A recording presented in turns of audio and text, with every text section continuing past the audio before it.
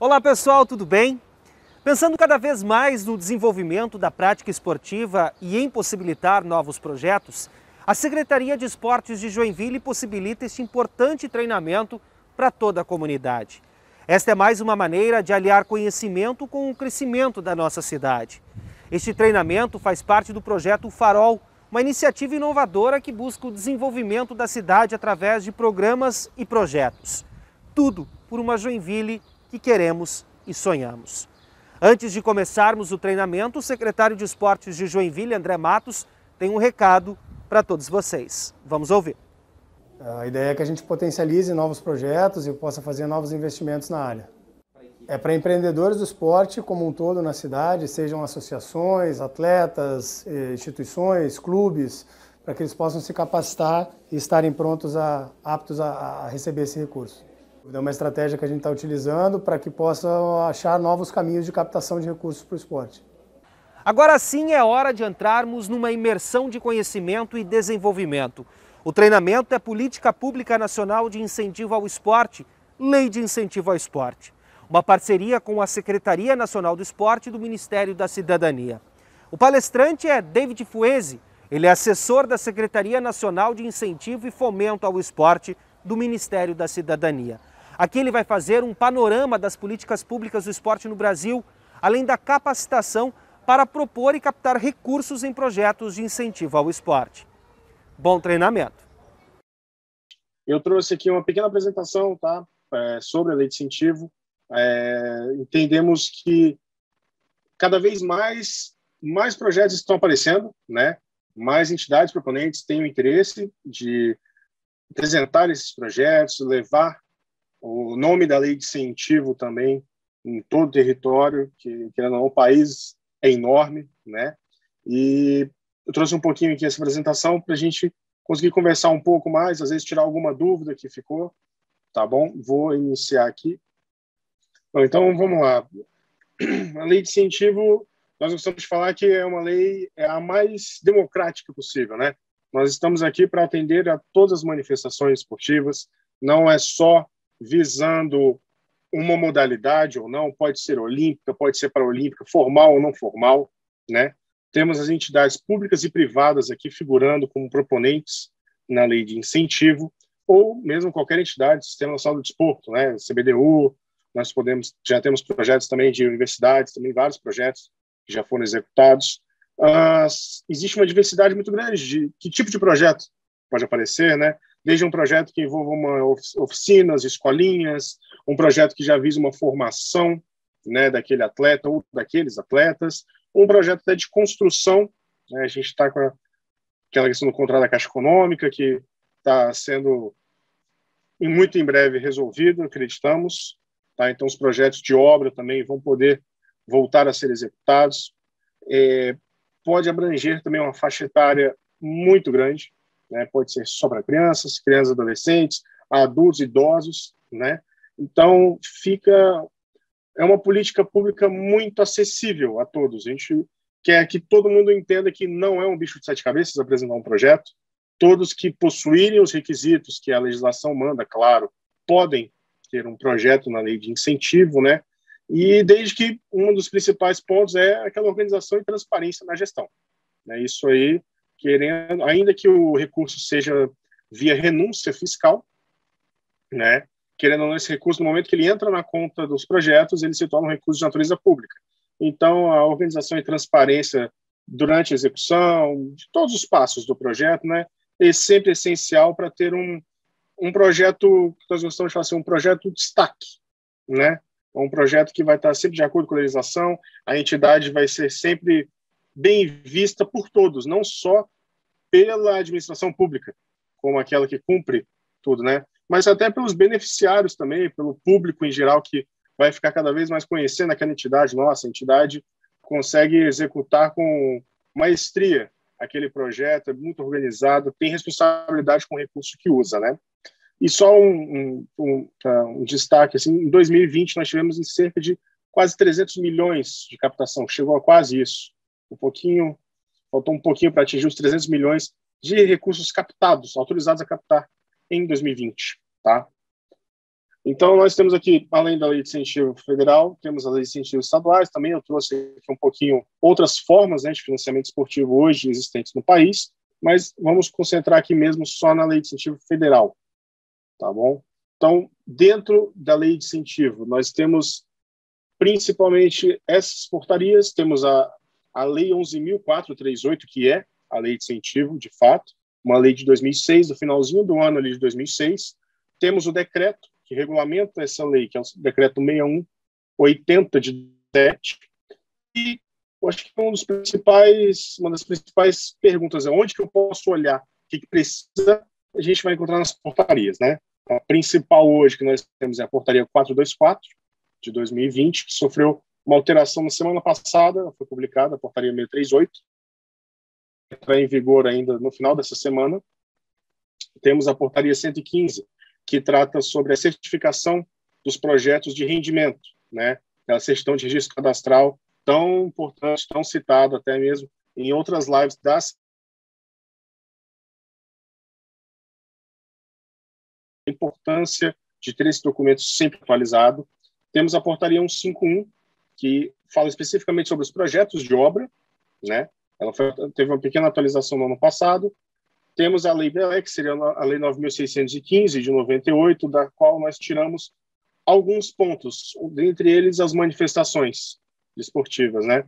Então, tiramos ali um pouco, ainda que a Lei de Incentivo ao Esporte seja específica, mas também temos alguma bagagem ali da Lei Pelé, tá certo? Hoje a CENIF, né, que até pouco tempo atrás era o DIF, né, hoje temos essa organização aqui no Ministério, temos o Ministério da Cidadania, a Secretaria Especial de Esporte ligada a ele e todas as secretarias nacionais. Hoje, desde o dia 21 de maio, nós conseguimos nos juntar às outras 5 secretarias aqui, fazemos parte agora deste grupo de secretarias nacionais da Secretaria Especial. Tá bom? Nós temos uma média de 50 colaboradores ao todo, área técnica, tanto da parte de admissibilidade, análise técnica orçamentária e execução, prestação de contas, tá bom? Temos também a nossa comissão, que é a responsável por analisar a autorização e a aprovação de execução dos projetos, a CTLI. E um destaque aqui, só para dar uma referência a vocês, 1.421 projetos apresentados no ano de 2020. Então, é um número que a cada ano vem subindo. Ficamos muito felizes porque a cada ano o número de projetos está aumentando. E não só aumentando, mas a qualidade dos projetos cada vez melhora mais, né? Não em uma manifestação, a gente está vendo aquele movimento de distribuição melhor entre manifestações dos projetos. Então, isso nos deixa muito, porque é o nosso principal norte agora. Não só o quantitativo, não só analisar todos os projetos, dar devido tratamento a toda a documentação que na CENIF, mas também aquela qualidade, né, de conseguir distribuir da melhor forma possível o recurso incentivado de todos os projetos. Tá bom? Temos, então, aqui, eu trouxe um pequeno passo a passo, assim, de quem pode apresentar os requisitos para apresentar esses projetos na lei de incentivo. Nós temos aqui, então, quem é o responsável, quem pode propor esse projeto. Vamos ter, então, a entidade proponente, né? Na legislação está a entidade de natureza esportiva. Então, acho que grande parte aqui, todos já sabem, pode ser uma pessoa de direito público ou direito privado, sempre com fins não econômicos, e que tenha no seu ato constitutivo a disposição expressa de finalidade esportiva. Isso aí é um dos principais pontos que a gente pede muita atenção. Quem desejar apresentar um projeto tem que se ater a essa previsão no estatuto. Tem que ter finalidade esportiva para apresentar. Temos também que a entidade tem que funcionar há mais de um ano. Ela precisa comprovar a capacidade técnico-operativa dela daquela atividade, né? Então, se você propõe uma oficina, uma escolinha de futebol, basquete, no contraturno escolar, por exemplo, a entidade tem que conseguir provar aquilo, ver documentação, reportagens, juntando até mesmo se já executou projetos em lei de incentivo estadual, por exemplo, se ela consegue executar com perfeição que ela está pondo ali, né? Se ela vai fazer jus a todos aqueles beneficiários que esperam fazer parte do projeto durante a execução, tá bom? Para todos os itens também tem que ter os 3 orçamentos. Caso seja algum item de fornecedor exclusivo, precisa ter também aquela declaração de um fornecedor alegando que ele realmente é o único que pode fornecer eventual item, tá bom? RG e CPF, representante legal da entidade. Todo projeto agora, não utilizamos mais papel, desde o ano de 2020, tudo de forma virtual, então o cadastramento da componente do projeto é todo feito no sistema SLI, que nós temos agora, estamos utilizando. Não é um sistema novo ainda, passamos por ajustes, mas também ele já está ajudando muito nessa gestão mais eficiente dos projetos apresentados. E também apresentar a estatuto da entidade, ata de posse da atual diretoria, o cartão CNPJ, todos os documentos, claro, dentro da validade. Ficar muito atento a isso. São documentos obrigatórios que, se não forem apresentados de início, o projeto vai ser arquivado, conforme manda a legislação. As principais vedações que nós teríamos para os projetos seria um projeto prevendo com pagamento de taxa de administração, então aquelas valores que seriam gastos para manter a entidade, né? Isso não pode ser uma despesa prevista no projeto. Aquelas entidades também que possuem capacidade de atrair investimento. Existe no nosso site, temos uma parte de modelos e manuais, existe uma declaração, então todo aquele que desejar apresentar um projeto na lei, ele tem que assinar essa declaração de que aquela entidade, caso não possua a capacidade de atrair investimento para executar tal projeto. A questão de espaço publicitário, então os outdoors, no caso, não pode ser utilizado. Os projetos da lei de incentivo não são utilizados para isso. A intermediação de recursos, que é algo que acontece pouco, né? Sempre bom destacar, não é possível apresentar um projeto A, mas que um outro ator aqui, uma entidade B, vai executar, né? Se a entidade deseja apresentar um projeto, ela tem que conseguir executar todas as etapas do projeto por si só. As parcerias podem acontecer, claro, com as federações, confederações, mas a execução do projeto tem que ser pela entidade. E, conforme consta até mesmo na própria lei, atletas e equipes profissionais não podem ser custeados com recursos via lei de incentivo, tá bom?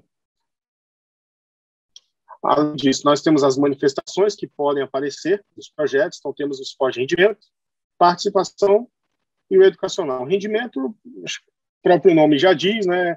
Aquele esporte já visando o alto nível, as competições, pode ser mesmo aquele que inicia a formação do atleta, que já está visando ali a prática esportiva, aprimoramento disso para eventualmente competir nos torneios e Olimpíadas, no caso, também no futuro, né? Já tivemos casos aqui no incentivo de atletas que já participaram de projetos e hoje estão disputando até mesmo Olimpíadas. De participação, nós temos um exemplo clássico que seria as corridas de rua, né? Seria aquele projeto que não visa a competição, que não visa nenhum tipo de resultado. O principal sentido daquele projeto é a possibilidade de aquela população ali, aquele bairro, por exemplo, da cidade, possa confraternizar, possa se juntar para participarem daquela atividade, praticar uma atividade esportiva, né? E o esporte educacional, nós temos também aquele clássico do que é praticado no contraturno escolar. Nos projetos, nós temos essa divisão então, de atividade fim, né, que seria qual o objeto do projeto, no caso, participar de uma competição, um treinamento, aquisição de equipamento, no caso, até mesmo para aquele atleta. Temos atividade de meio também, que pode ser prevista nesse projeto.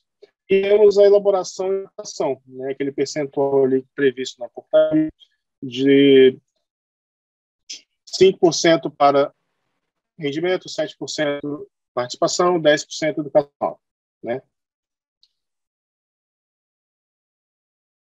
Os atores que figurariam na parte de financiamento, né? Todo e qualquer recurso da lei de incentivo é via renúncia fiscal.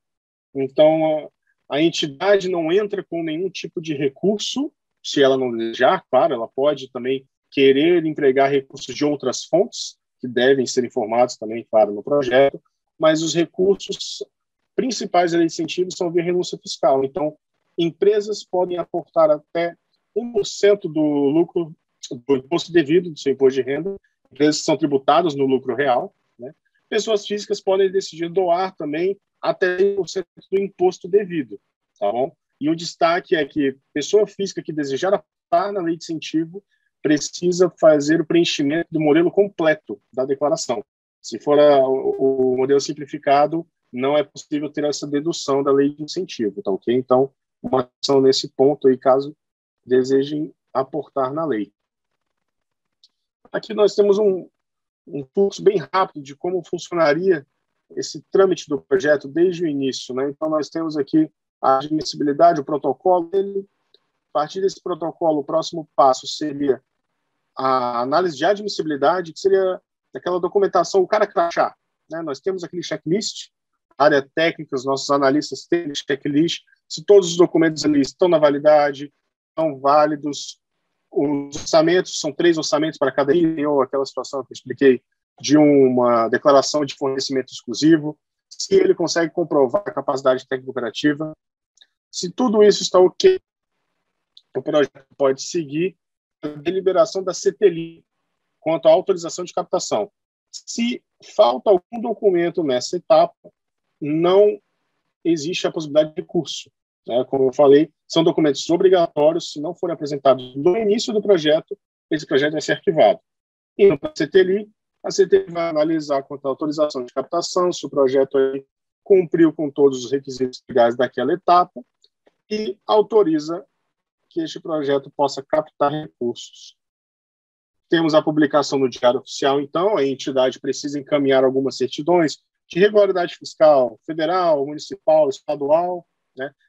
Certidão trabalhista também, se está tudo ok. Estando isso em conformidade, é enviado a CENIF, a área técnica analisa, tudo ok, o projeto é publicado no Diário Oficial. A partir daí, a entidade vai ter 2 anos para captar, né? Então, tem esse prazo aí de 2 anos, porque sabemos que, infelizmente, a captação de recursos não é algo tão fácil quanto gostaria que fosse, né?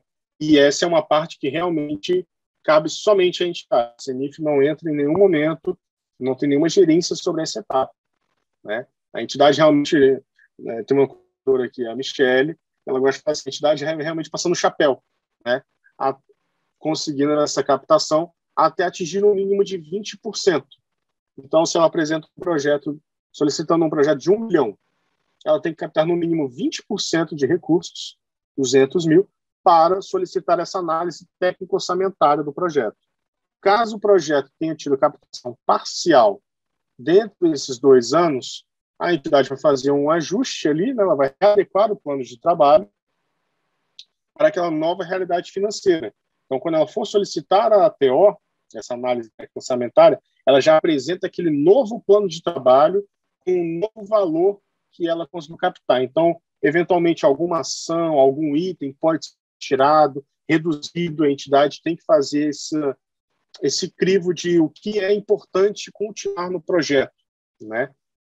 Feito isso, encaminha-se técnica e lá sim vai ter feito essa análise técnica orçamentária, uma análise bem criteriosa do cronograma físico-financeiro, se todos os itens estão de acordo com o proposto pela entidade. No caso dos projetos de rendimento, se ela possui a certificação, a certidão de registro cadastral do artigo 18 e 18A da Lei Pelé. Então, nessa etapa aqui, quem tiver um projeto de rendimento e solicitar a TO sem essa certidão, vai ter 30 dias para apresentar. Ele diligenciado vai ter 30 dias para apresentar. Se não apresentar isso no prazo, o projeto vai ser rejeitado. É um documento obrigatório para que possa receber qualquer tipo de recurso, no caso dos projetos de rendimento, né? Durante essa análise, se a área técnica sentir necessidade de diligenciar o projeto, vai ser encaminhado um ofício contendo todos os pontos que a área técnica deseja maiores esclarecimentos, tá? Nós gostamos de falar que um projeto que ele é diligenciado não significa que é um projeto ruim. Um projeto diligenciado é aquele projeto que está analisado ao seu mínimo detalhe. Então, um projeto receber uma ou duas, três diligências não quer dizer que seja ruim, mas foi aquele projeto completamente alinhado com o que a legislação determina, tá bom? Feito isso, a área técnica elabora um parecer e encaminha novamente para a comissão, que agora vai deliberar sobre a aprovação ou não desse projeto. A comissão pode aprovar integralmente, parcial, pode rejeitar, ela mesma pode solicitar alguma diligência que entenda necessário, ou mesmo pedir vistas. O membro pode solicitar um maior prazo para analisar ali alguma questão que ele entender pertinente do projeto. Na reunião seguinte, ele trará esse resultado. Passadas todas essas fases, caso a aprovação da comissão, novamente são solicitadas as certidões de regularidade fiscal, a entidade manda novamente, feito toda uma consulta no CIAF, se estiver tudo ok, o termo de compromisso vai ser assinado. Assinou o termo de compromisso, agora o projeto vai executar pelo prazo proposto pela entidade. Eventualmente, a depender da forma como a entidade propôs ali, ela pode ter a liberação de uma única vez do recurso, né? Ou mesmo de uma forma parcelada. Os eventos, geralmente, eles são liberados de uma única vez o recurso, porque é um período muito curto. E aqueles projetos que são mais alongados, ele tem uma prestação de contas parcial, né? Então, vai ter a prestação de contas parcial, quando a gente apresenta ali o que foi executado até aquele momento, solicita a liberação dos valores restantes em conta e continua a executar seu projeto, tá? Algo que nós temos hoje na portaria, projetos que não conseguirem captar o mínimo de 20%, esses projetos podem sim solicitar a transferência dos recursos que estão em conta para outro projeto que tenha captação já autorizada. Então, a entidade não conseguiu captar para aquele projeto, não é um problema. Ela só tem que se ater que, da data em que expirou o prazo de captação dos 2 anos, ou esse projeto foi rejeitado pela comissão, apresentou um recurso à comissão e ele ainda assim foi rejeitado, esse projeto pode ter o recurso transferido dentro de 120 dias, a contar da data da rejeição ou do término da captação. O projeto que executou, a entidade conseguiu fazer algum tipo de economia ali naquele projeto, pode solicitar também a transferência desse saldo remanescente, da mesma forma, sempre informando a CENIF que deseja, olha, eu tenho em conta que esse valor eu gostaria de transferir para outro projeto da minha entidade, que já teve a captação autorizada na data atual. Isso vai ser analisado pelos técnicos e deferido ou não, conforme for o caso a caso, tá bom? Algo que é importante esclarecer é que todo projeto ele possui uma conta única, que vai ser uma conta de captação, e uma conta de movimento, nós gostamos de falar, que vai ser a conta utilizada durante a execução. Nessa captação, todos os recursos vão entrar lá, que forem captados, e somente a CENIF tem gestão de movimentar essa conta, qualquer coisa. Qualquer ajuste que tem que ser feito, o proponente sempre tem que avisar a CENIF para que possa ser feito qualquer ajuste.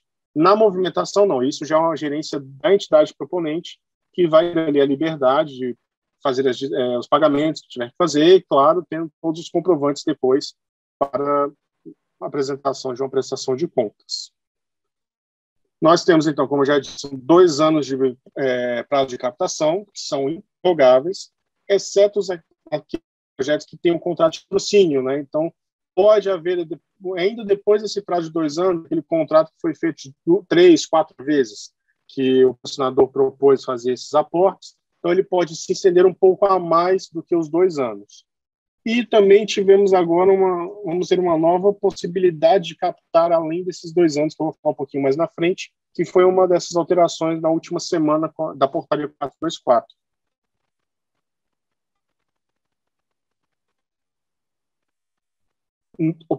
Passamos aqui. Temos também a questão dos remanejamentos no projeto. Então, durante a execução, o proponente percebe que ele conseguiu economizar uma ação e a outra está precisando de mais dinheiro ali para conseguir executar durante aquele prazo. Ele pode solicitar esse remanejamento, seja de DPE, né, que é essa coordenação geral responsável pela parte de execução dos projetos. Somente 2 solicitações de remanejamento vão ser feitas e sempre vai ter a análise e a aprovação da CENIF. Deixando claro que nessas solicitações de remanejamento não poderão serem incluídos novos itens. Somente itens que já estejam no constante plano de trabalho autorizado, tá bom? Como eu já disse, temos as diligências também que podem ser feitas em qualquer fase, ou até mesmo pela CTLI, são 30 dias corridos, tá bom? A análise dessas diligências são sempre feitas de ordem cronológica. Então, o proponente que recebeu e respondeu antes sempre vai ter a resposta antes daquela outra entidade que deixou para responder mais no final do prazo, né? A gente sempre gosta de salientar, ao receber as diligências, o mais rápido que conseguir responder, melhor, porque o projeto vai ficar menos tempo parado, né? E, se não responder dentro desse prazo, vai ter essa rejeição do projeto por não atendimento da diligência. Então, dentro da portaria 424, nós temos um artigo que permite uma tramitação prioritária na parte de admissibilidade dos projetos. Então, o projeto entrou ali na CENIF, se ele se enquadra em uma dessas categorias, ele vai ter uma prioridade na análise. Na portaria vai ter os quesitos, 1 ponto, 2 pontos de prioridade, e com a soma desses pontos vai ser feito toda essa fila de análise conforme a prioridade. Então, projetos que tiverem contratos de patrocínio terão prioridade na análise, vão ter um ponto. Projetos que tenham eventos de calendário, então a entidade já entrou ali visando que daqui a 3, 4 meses ela vai ter um evento, e ela já tem até mesmo assim um aporte garantido, está tudo certinho, ela precisa entrar com o projeto para conseguir tudo isso, ela tendo essa data confirmada, demonstrando por um regulamento de competição, alguma coisa, ela já tem uma prioridade também. Os projetos de continuidade, então, temos aqui várias entidades na lei de incentivo que participam de projetos desde o início, né? Vamos botar desde 2007 aí. Existem várias entidades que já apresentam projetos, já estão no ano 5, 6, ano 10, né? Então, projetos que sejam de continuidade também têm uma admissibilidade prioritária. Aqueles executados em áreas de vulnerabilidade social também vão poder contar com essa tramitação prioritária. Projetos de paradesporto, então, que possuam modalidades no paradesporto. E, por fim, o educacional. O educacional ele possui 2 pontos de prioridade, por conta até mesmo do cumprimento de comando da Constituição, artigo 217, que nos determina sempre que possível o desporto educacional deve ser priorizado. Então, a portaria segue isso, oferecendo até essa prioridade também para os educacionais. É permitido, agora, com a lei de incentivo, utilizar no projeto os naming rights, então aquele patrocinador que deseja aportar na marca, ele pode sim ter o nome da sua empresa no projeto, mesmo como patrocinador, deixando claro que sempre o Ministério da Cidadania tem que aparecer como apresentador do projeto.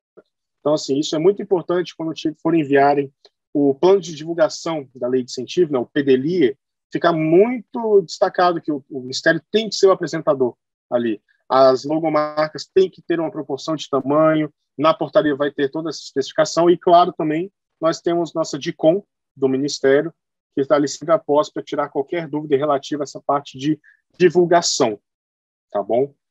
Como eu já tinha mencionado, existem as despesas de produção, os projetos podem prever esse percentual de 5 para rendimentos, participação e 10 para educacionais, podendo chegar até 15% dos educacionais se forem executados nas regiões Norte, Nordeste e Centro-Oeste. E o percentual de elaboração e captação possui um limite de até R$100 mil para cada projeto, certo? Na parte de contratação de RH, na nossa portaria na 424, já existe a previsão dessas 3 formas, CLT, PJ e RPA.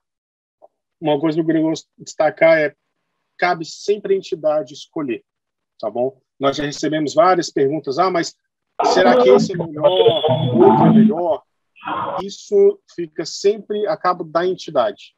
A entidade vai ter que avaliar qual vai ser a forma mais eficiente para ela, tanto na parte de gestão ali dos horários, dos profissionais, tudo, quem ela vai encontrar, como mesmo a parte de recolhimento dos recursos, dos encargos trabalhistas, enfim, o que ela vai ser vantajoso para ela ali.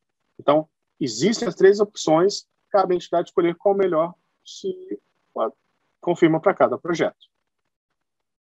Agora, as alterações dessa portaria da 424, nós tivemos semana passada a portaria 638, né?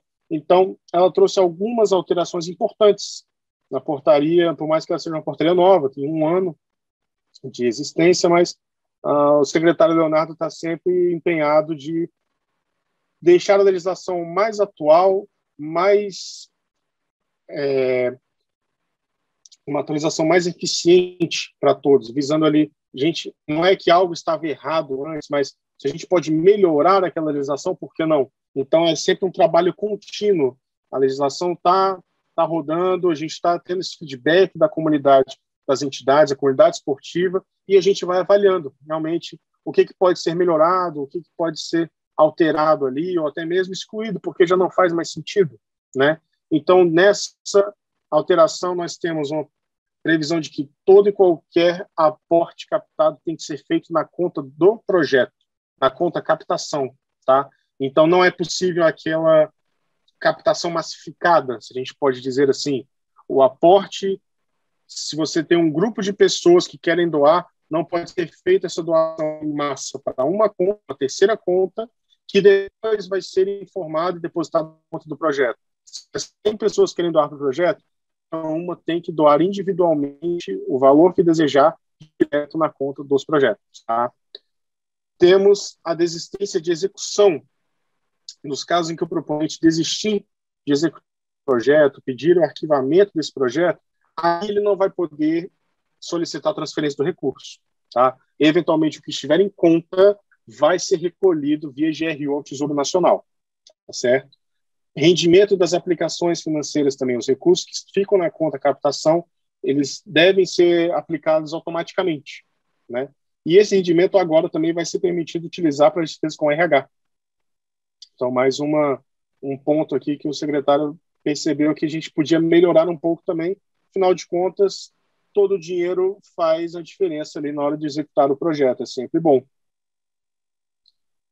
Temos agora também a questão da readequação, que foi o que eu falei, que será uma possibilidade de captar além desses 2 anos. Como que vai ser a readequação? O projeto pode estar executando, vamos supor, um projeto de 100 mil. A pessoa entrou com um projeto de 100 mil e ela conseguiu captar só 80 mil. Ela captou 80% aí desse projeto. Readequou ali o plano de trabalho dela, o CTLI aprovou, o projeto está executando. Durante a execução, aparece um patrocinador desejando aportar no projeto. E ela fala, olha, eu tenho autorização para captar até 100 mil, me faltam 20 mil. Você deseja doar esse valor? E o patrocinador fala, ok. Então, em até 60 dias antes de finalizar a execução do projeto, ela tem que encaminhar essa solicitação de readequação à CENIF, que a CENIF vai analisar, ela vai demonstrar que o valor que ela tem de captação agora, qual que ela deseja, seja 5, 10, 15, 20 mil, chegando até o limite máximo do que foi autorizado pela comissão, ela vai informar, então, eu tenho esse valor, desejo para esses itens, que tem que ser os itens já autorizados originalmente no plano de trabalho, tá? Vai fazer essa solicitação, a CENIF vai analisar e encaminhar para a comissão, e a comissão vai dar o ok se essa readequação pode ou não ser feita, tá bom? Então, foi um avanço muito importante aí nessa parte de aproveitamento, né, da chance de captar, porque muitas vezes o patrocinador também não faz ideia de que o prazo de captação já expirou, né? E hoje, da data em que a entidade solicita a ATO, ela não poderia mais captar. Com essa alteração, ela vai poder aproveitar melhor esse recurso aí tão difícil dentro do projeto, que será um projeto mais rico, né? Um projeto que pode ser executado até mesmo por mais tempo. Temos também agora, para assinatura do termo de compromisso, o PDLI tem que estar aprovado já pela DICOM, já tem que ter essa aprovação, muito importante. Então, quando a entidade solicitar a assinatura do termo, ela já tem que ter isso aprovado. São 180 dias para assinar o termo, como já era antes mesmo, já há algum tempo. Mas agora, se não assinar nesses 180 dias, o recurso vai ser recolhido via GRU ao Tesouro Nacional, não vai poder transferir. Então, uma atenção muito importante a esse ponto. Não deixem para a última hora para assinar o termo de compromisso, porque corre o risco de todo um trabalho, e às vezes um trabalho de 2, 3 anos, se perder por conta de perder esse prazo aí de assinatura. E prestação de contas final também, 60 dias para encaminhar da data que encerrou a execução do projeto. Se esse projeto não Se essa entidade não encaminhar a prestação de contas final, os recursos serão recolhidos, eventualmente até mesmo algum ressarcimento pode ser feito se for comprovado ali que não houve a devolução completa desses recursos. Será indicada a tomada de contas especial para essa entidade. Ela não pode movimentar nenhum tipo de recurso na conta e ela vai ter suspenso o acesso ao SLI. Então, assim, é uma penalidade pesada, mas que é necessária, né, por conta dos órgãos de controle também solicitam muito essa gestão mais em cima. Quem não envia no prazo tem que ter uma penalidade. Então, pedimos muito. Quem tem que apresentar a prestação de contas, não deixe para enviar nos últimos dias. Fiquem atentos a toda a documentação para ter tudo certinho. Se precisar de diligência, claro, vai ter uma diligência, não tem problema nenhum. Mas atender o prazo de 60 dias é essencial para que essa entidade possa continuar apresentando os projetos da lei de incentivo. E questão de prazos também, que era algo que estava sendo um pouco controverso, até no âmbito da comissão, né, da lei de incentivo. Então, houve essa alteração agora que a contagem dos prazos vai ser muito como é na lei 9784, que é a lei do processo administrativo. Então, vai se excluir o dia do começo, incluindo-se o dia do vencimento, tá? E o prazo, no caso de que não houver expediente na secretaria, ou o expediente foi encerrado mais cedo por algum motivo de força maior e vai ser comunicado, claro, no site, este prazo, que finalizaria naquele dia, ele vai ser prorrogado até o próximo dia útil, por exemplo. O prazo é em contagem contínua, ou seja, não se suspende finais de semana ou feriados, a não ser que caia em um feriado o último dia, né? Então ele é prorrogado e ele é contado de data a data. Então, muita atenção. Um prazo que é no dia 20 de abril, são 30 dias, não é 20 de abril, 20 de maio. Tem que ficar atento, porque se nós formos contarmos no dia a dia, mês ou anos, dá diferença. Então, a contagem é de data a data, tá certo?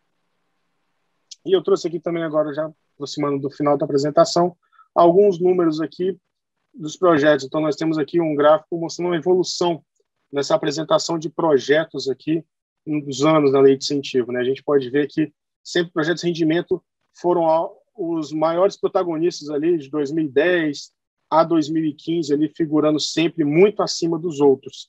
E a partir de 2016, ali, nós estamos vendo um movimento que o educacional vem subindo, e em 2020 conseguimos essa boa notícia de que projetos educacionais foram a maioria daqueles apresentados, né? Então, como foi no início, não só o quantitativo, mas o qualitativo, né? É muito importante ver que, é muito bom ver que os recursos estão sendo distribuídos de uma forma melhor entre as manifestações e até mesmo entre as regiões do país. Claro que ainda temos muito trabalho pela frente, mas um sinal desse aqui de projetos educacionais são a maioria, já é um excelente sinal de que estamos no caminho certo, seguindo como estamos fazendo até agora. Também temos aqui uma demonstrativa mais de valor captado, né? 2020, um ano de pandemia, que nós achávamos que teríamos um resultado muito abaixo do que geralmente era conquistado. Ainda assim, foi um ano muito bom, um ano que ficamos surpresos e muito felizes também de que a lei de incentivo não foi esquecida, né? Então, ainda tivemos essa captação muito boa para um ano que passamos de 2020. E queria agradecer mais uma vez pelo tempo aqui, por essa apresentação que eu pude trazer um pouquinho mais para vocês sobre a lei de incentivo federal. Foi uma aula de incentivo, né? E bom saber que, apesar das dificuldades enfrentadas nesses meses de pandemia, o incentivo ao esporte não parou. Vamos acompanhar agora os esclarecimentos de algumas questões sobre a lei de incentivo ao esporte. Quantos projetos que cada proponente pode apresentar, né, ao longo do ano. E uma demanda que surgiu, David, eu queria compartilhar com você, de um atleta.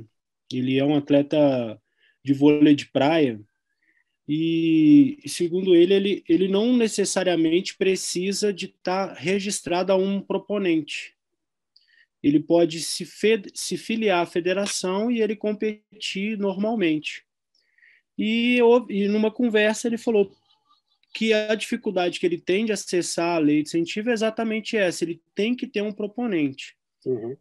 E aí, assim, ele levantou que na cultura consegue escrever projetos pelo CPF, enfim. Eu queria saber também se existe um movimento, se já houve essa demanda dessa especificidade de algumas modalidades e se isso é algo que é discutido aí na CENIF, se já houve essa colocação também alguma vez. Então, vamos lá. Primeira pergunta, cada entidade tem direito a até 6 projetos por ano calendário, tá bom? Independentemente do CNPJ, tá? Sempre vai ser considerado CNPJ raiz. Então, assim, aquelas entidades que possuem outros filiais, enfim, tem sempre considerado o CNPJ raiz, 6 projetos por ano. Sobre a segunda pergunta, essa questão nós já estamos cientes disso, já é um movimento que nós queremos fazer, tá? Estão sendo feitos estudos porque isso é uma previsão que está na lei. Na lei vem trazendo que a entidade proponente é aquela pessoa jurídica, privada ou pública, sem fins lucrativos. Então, não existe ainda aquela figura da pessoa física, o atleta individual, né? E entendemos que isso é muito importante, tá?